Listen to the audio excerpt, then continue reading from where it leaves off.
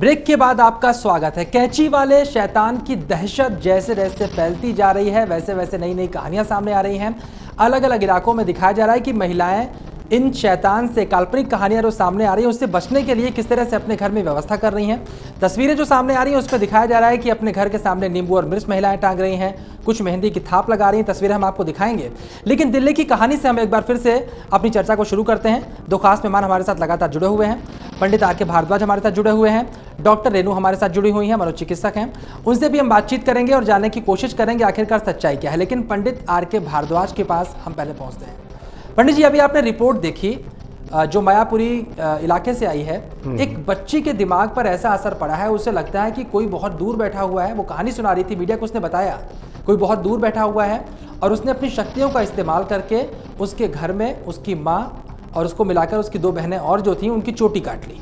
ये बात उस बच्ची के दिमाग में घर कर गई है।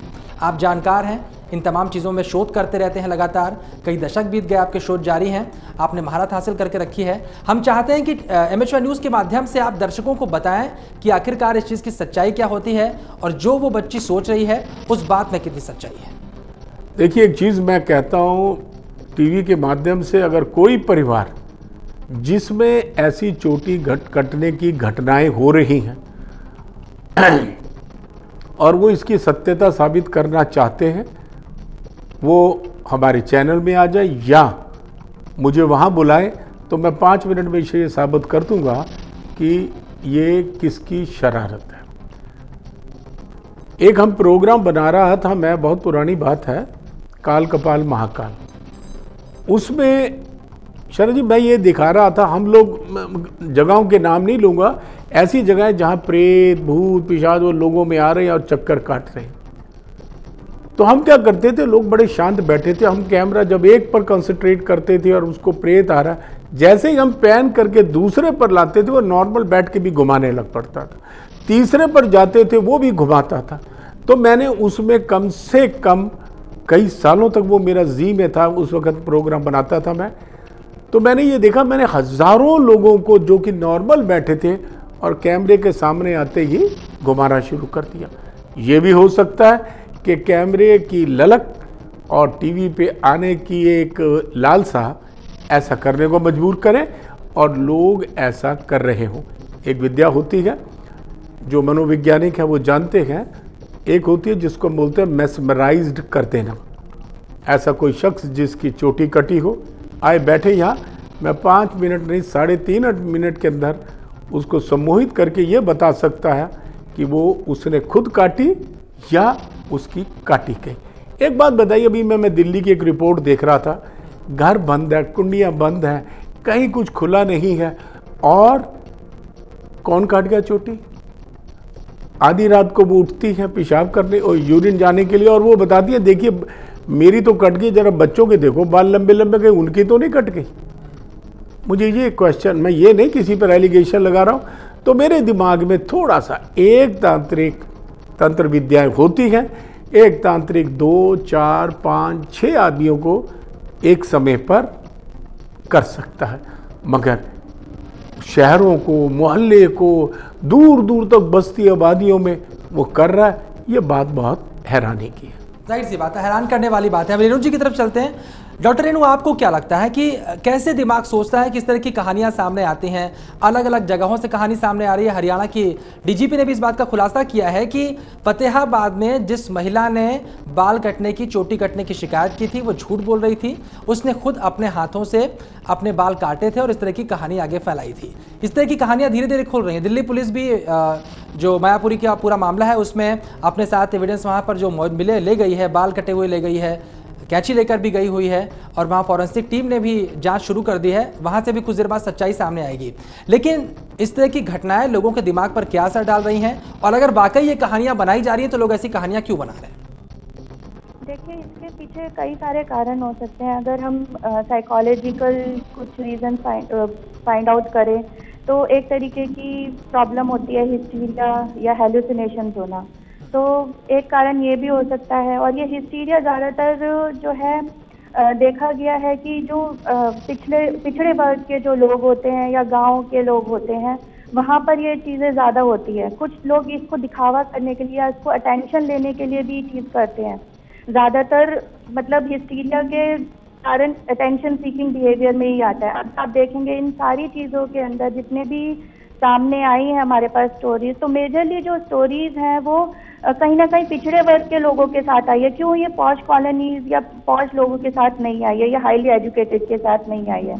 तो वो एक सोचने की बात है। तो इसका एक साइकोलॉजिकल पर्सपेक्टिव ये भी हो सकता है कि इन लोगों के अंदर किसी तरीके की एक मेंटल इलनेस है। कुछ लोग ये अटेंशन लेना चाहते हैं, अटेंशन गेन करना चाहते हैं, क्योंकि आपको पता ही है कि न्यूज़ चैनल पे आना आसान काम नहीं है, लेकिन इस तरीके की अटेंशन गेन करके न्यूज़ चैनल पे लोग आ सकते हैं। ज्यादातर ये चीजें बिल्कुल। डॉक्टर रेणु, मैं माफ कीजिए आपको रोक रहा हूँ यहाँ पे। दिल्ली का मायापुरी का इलाका पिछड़ा इलाका नहीं है। यहाँ पर जो बच्चे हैं, पढ़े लिखे बच्चे हैं, जिनकी रिपोर्ट अभी हमने देखी वो भी पढ़ी लिखी लग रही थी, एजुकेटेड परिवार था, अच्छी जगह पर नौकरी कर रहे हैं। वहाँ पर भी इस तरह की कहानियाँ सुनाई जा रही है। बच्चों ने पुलिस वालों को चैलेंज किया है कि आप नार्को टेस्ट करवा लीजिए, हमने खुद अपने बाल नहीं काटे हैं। बच्चों की ओर से ये बात कही जा रही है। ठीक है, बच्चे मासूम होते हैं, इसके पीछे कारण ये भी हो सकता है कि बच्चों ने बाल नहीं काटे हैं।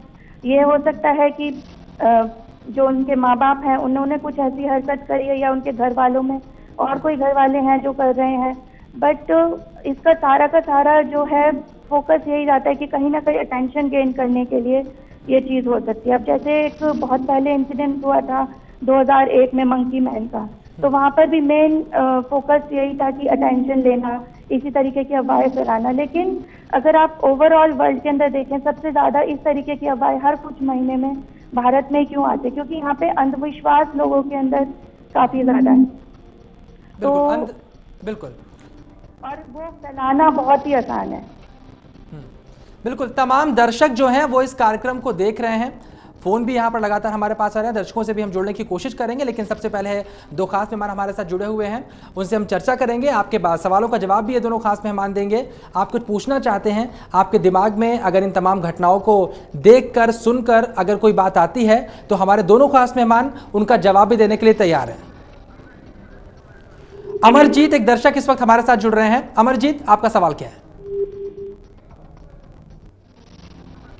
चलिए, अमरजीत से का संपर्क टूट चुका है। आचार्य जी, मैं आपके पास आना चाहूँगा। यहाँ पर डॉक्टर रेणु ने एक बहुत खास बात कही है कि अंधविश्वास बहुत ज़्यादा हिंदुस्तान में फैला हुआ है और इस वजह से जैसे ही कोई कहानी शुरू होती है एक चेन रिएक्शन की तरह वो बढ़ने लगती है। एक के बाद 10, 10 के बाद 100, 100 के बाद 1000।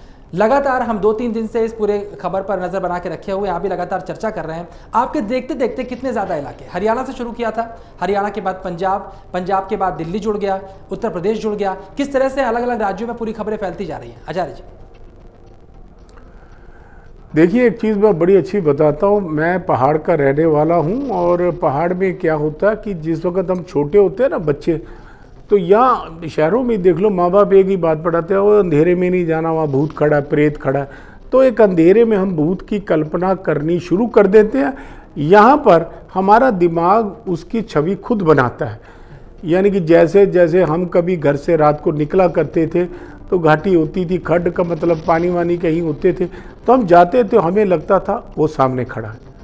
पानी में खड़खड़ की आवाज़ आती थी, कोई ऐसे, हम कहते थे कोई छलांग मार रहा है। अपने आप कहानियाँ निर्मित हो जाती थी। 100% मैं कहता हूँ कि अगर 10,000 आदमी कहते हैं कि मुझे प्रेत दिखे हैं या ये चीज़ें हुई हैं, उनमें से सिर्फ 2 या 3 सही होते हैं, बाकी सब झूठ और वहम के शिकार होते हैं। बिल्कुल। विजय कुमार हमारे एक दर्शक जुड़ रहे हैं कांगड़ा से। विजय कुमार जी, आपका सवाल क्या है? जल्दी आइए, गोपीना की बुलाई, जल्दी आ जाओ।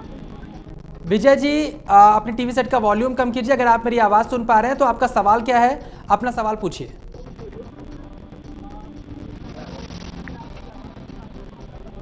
विजय, आप तक मेरी आवाज़ पहुंच रही है? चलिए, शायद आवाज़ नहीं पहुंच पा रही है। मंजीत कौर जी हमारे साथ जुड़ रही हैं चंडीगढ़ से। मंजीत जी, आपका सवाल क्या है? मेरा सवाल ये, मेरे साथ भी ऐसा हुआ था, मेरे घर से ना पैसे निकल गए थे पर्स से अपने आप ही। इस तरह की तमाम बातें भी सामने आती रहती हैं। आचार्य जी कि घर से पैसे निकल गए थे, मालूम नहीं चला, और लोग इसे जोड़ लेते हैं कि कोई शक्ति ऐसी होगी और वो ऐसा कर रही है। चोटी काटने वाले मामले में भी ऐसा ही हो रहा है कि कट गई तो आखिरकार जवाब नहीं मिल रहा तो आदमी अपने दिमाग के घोड़े चलाने लगता है। नहीं, क्या ये लाइन पर है? जी लाइन पर है। मंजीत जी आप सुन पा रही है मुझे? हेलो मंजीत जी अपने टीवी सेट का वॉल्यूम आप कम कीजिए। आचार्य जी आपसे बात करना चाह रहे हैं, आपकी समस्या जो है उसका समाधान होगा, तमाम लोग देख भी रहे हैं। सुन पा रही हैं आप मुझे? हेलो क्या मेरी आवाज सुन रहे हैं? हाँ जी हाँ जी। और क्या मेरी बातों का जवाब देंगे? हाँ जी। एक चीज बताइए कि जब पैसे आपके घर से निकले हाँ जी। तो घर में बाद में क्या पता लगा कि पैसे कैसे निकले थे? तो पहले तो मेरी भाभी पेके घर गई हुई थी, मैं हैं? अपने मायके में गई हुई थी। अच्छा। हाँ जी, मैंने देखा पैसे निकालने लगी तो उसमें नून मिर्च डाला हुआ मेरे पर्स में, और माचिस की तिलियां और धूप बत्ती डाली हुई बीच में सारे पर डॉक्यूमेंट। बहुत अच्छा। अब आपको मैं एक चीज बताता हूँ, धूप और में गूगल या लोबान का प्रयोग होता है, और अगर कोई प्रेतादिक शक्ति है वो गूगल को और लोबान को छू नहीं सकती। दूसरी चीज भाई, उसको आपके जेब से पैसे एक भौतिक चीज है, पैसे का मतलब है स्थूल चीज, और प्रेत होता है सूक्ष्म, उसमें 3 तत्व होते हैं। वो स्थूल चीज को कैसे ले गया, कैसे उठा ली उसने, बिल्कुल बिल्कुल ये कहानी बड़ी अजीब सी सबसे खास बात यहाँ पर है। मंजीत जी की समस्या जो है वो भी एक समस्या है कि कैसे हुआ पता नहीं चला, तो दिन में कहानियां गढ़ ली जाती है। आप सिर्फ ये बताइए कि आपके मायके में और कौन था उस समय? एक और दर्शक जुड़ रहे हैं, आचार्य जी उनको लेते हैं। सत्यवान जी इस वक्त हमारे साथ जुड़ रहे हैं भिवानी से। सत्यवान जी बताइए।